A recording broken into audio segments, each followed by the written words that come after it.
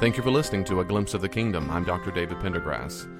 In this podcast, I want to play for you a recording of a discipleship lesson I gave for the people at First Methodist Church, Houston. I hope you enjoy. Today we're going to look at the rich, profound early prologue or hymn or song of John 1:1-14. It is a well-known passage in the New Testament, if you know your New Testament much at all, and there's been an enormous amount of books and literature and essays and so forth written on it. So there's so much we can say about it, and in our short time together, I hope to highlight a few major aspects of what it means that the Word became flesh. So open up to John chapter 1, if I've already done that. John chapter 1, we're going to start right at the beginning. Now, a few things about that. This early church hymn, almost certainly is a hymn, a song or poem, is in 4 parts. Verses 1 and 2, then 3 and 5, and it skips down to 10 and 12 and 14. So 1 and 2, 3 and 5, 10 and 12, 14. The reason why it skips verses in there is because it interjects things about John the Baptist or John the Baptizer. But the hymn about Jesus, actually, it's just kind of interweaved with the story. And it's really powerful. It's a really good one. Now, it's really important to know that with this early prologue of verses 1 to 18 of John 1, it sets up what we find the rest of the gospel. Because it will set up that every single time we see Jesus do or perform a sign, as John calls his miracles, a sign, that we know why he's doing it. We know how he can do it. It's because he's the Word made flesh.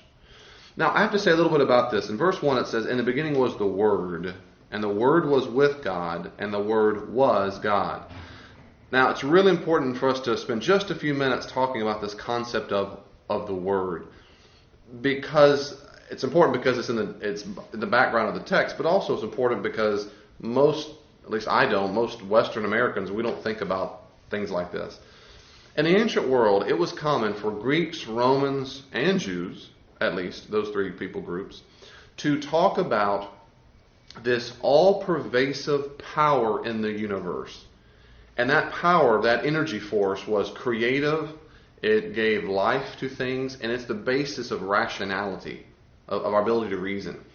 It's akin to what you might call the Tao, if you're a Taoist, or that's the flow, but the Qi would be the energy itself, so it would be the flow of Qi. The Tao is the flow of Qi in positive and negative. But it's important because the Qi is impersonal. That's what Greeks and Romans also thought about this all-pervasive energy or power. It was neuter, and it was creative and so forth. The Jews have a similar belief. Of course, they had some major distinctions. I want to talk about that. But before I talk about what the Jews believed, what Greeks and Romans called this power, this force, was wisdom. Sophia, it's the Greek Sophia, the girl's name Sophia, wisdom, or logos, which means word or saying and so forth. So wisdom and word go together. Now, you'll hear those, particularly wisdom is a real common one. You'll hear those used a lot in discussion. I will say word or wisdom interchangeably. Now, the Jews also had a similar belief about this all-pervasive power in the universe, but they, of course, had a very huge distinction in that they believed that this power and so forth wasn't neuter, it was masculine. It was a he. And he was a he because he came from God the Father. He came from God the Father. And where did that come from? Where Jews particularly seem to have developed this idea based on some cultural beliefs already, that when you speak something, it kind of speaks into existence. And that's really important, by the way, when you read your Old Testament, because it makes a lot more sense of several texts. When a person gives a blessing, a spoken blessing or a spoken curse, it's permanent. It's just taken its course. You can't say, "I give you this land," and go, "Oh, I didn't mean the land, I meant the donkey, They're going to say, "You already said it." Once it's spoken, it's real, it has concrete existence, as it were. That's what Jews, of course, then believed about God the Father. When God the Father spoke, it took on its own existence, its own power, its own force, and so forth. That's in Proverbs 8:22, Psalms 33, and so forth. And that's what happened. So for a Jew, this logos, word, wisdom, is the source of creation, reason, and divine communication. And that last key is distinction as well, divine communication. Because Jews believe that the Word guided his people through the law. Greeks and Romans would say that his presence is there by our ability just to reason. A Jew would say, yeah, that, but also the Torah, the law, is really how it instructs us. and he speaks through wisdom. That's really important to understand because today, since we don't usually think this way, we miss the fact that in the ancient world, when this gospel was written, it was not controversial at all to talk about, in the beginning was the Word was with God, and the Word was God. Any Jew would have gone, yeah, that's right. He was in the beginning with God. All things were made through him, that's the creative aspect, and without him was not anything that was made. And any Jew would go, that's right.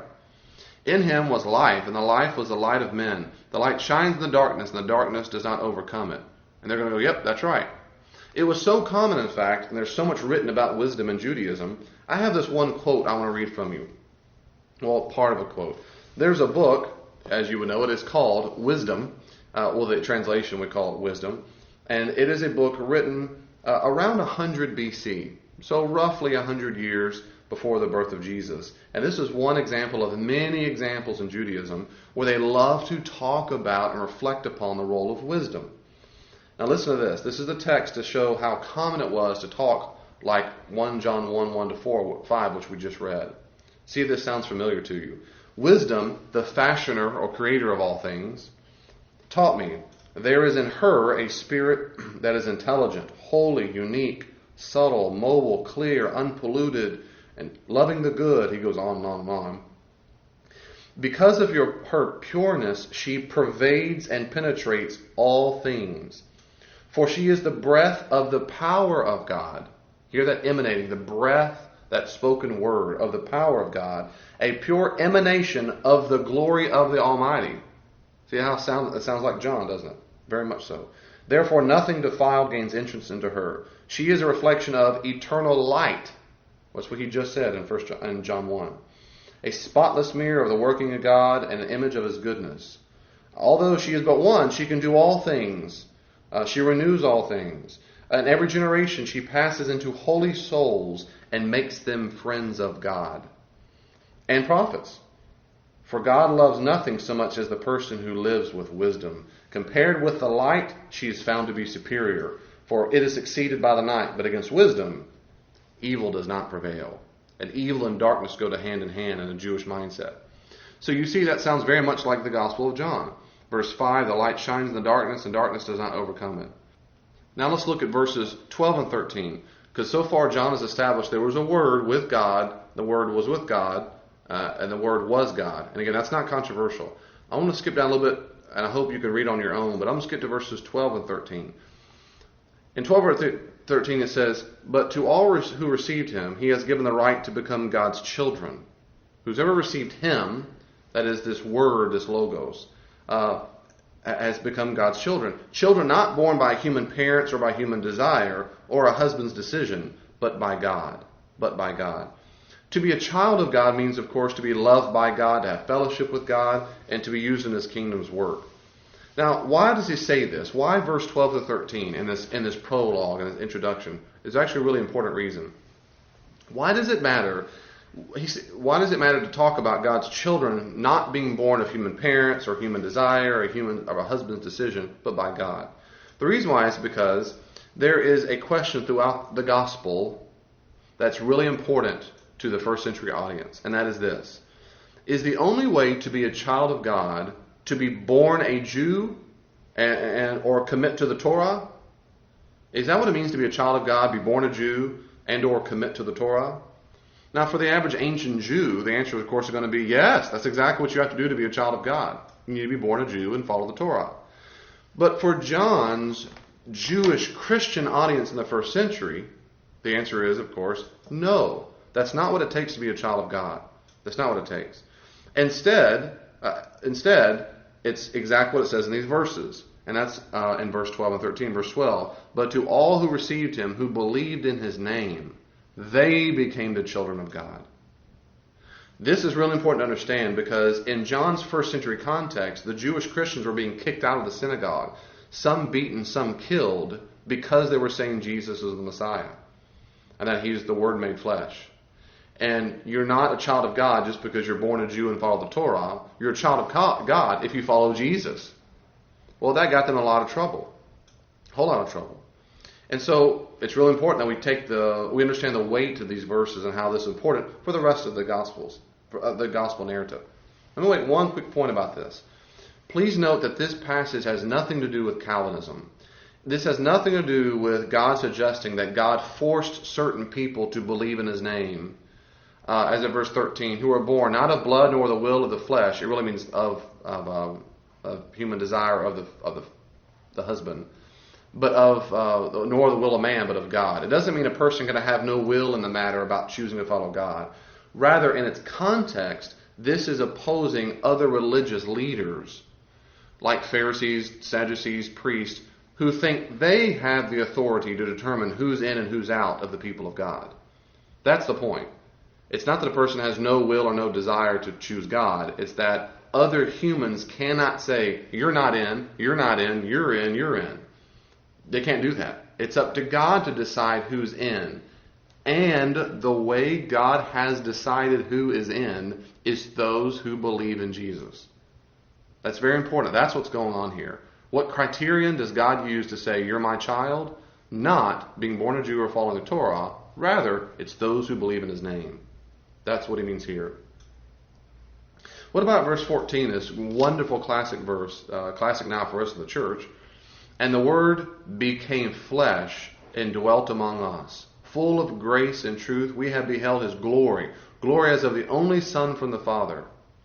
The Word became flesh. Now, to an ancient person, this is shocking.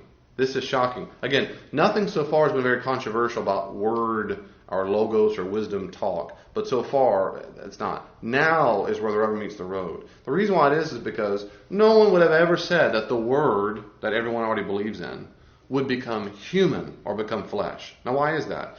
Because Jews have a very deep sense, real sense of this concept of holiness. And that means other than human, when it's used of God, other than creature.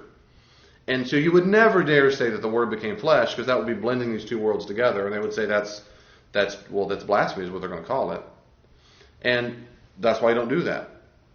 Well, that's why this is so controversial and groundbreaking news in verse 14.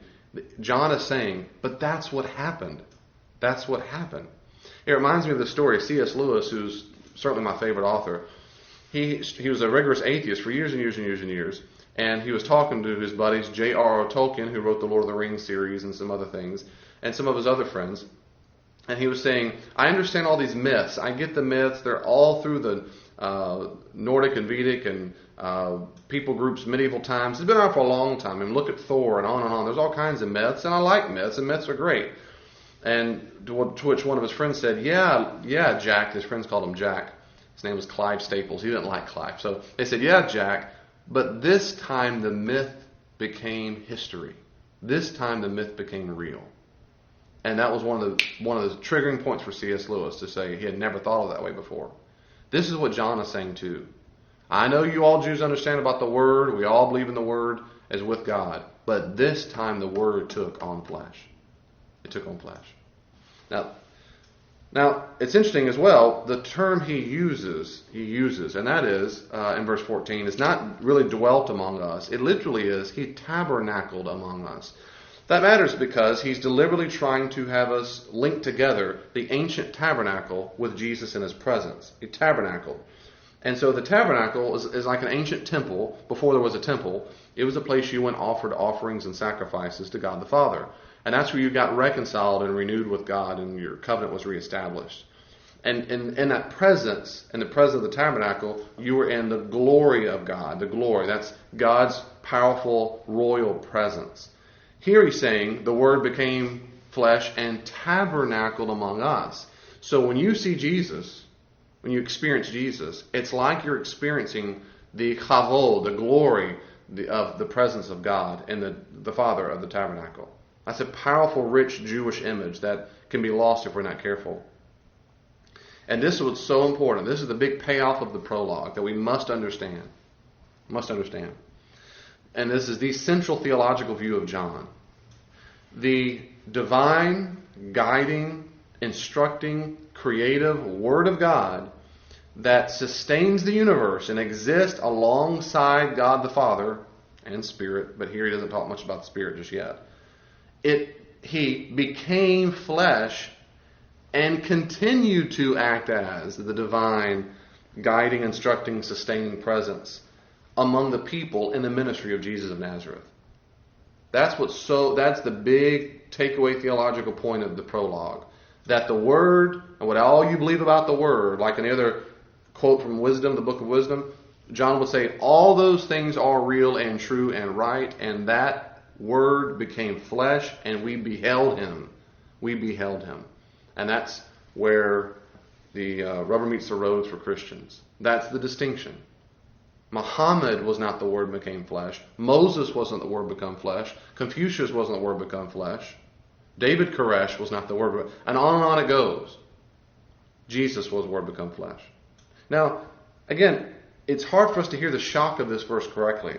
Most Western people today disbelieve that any human would claim to be divine.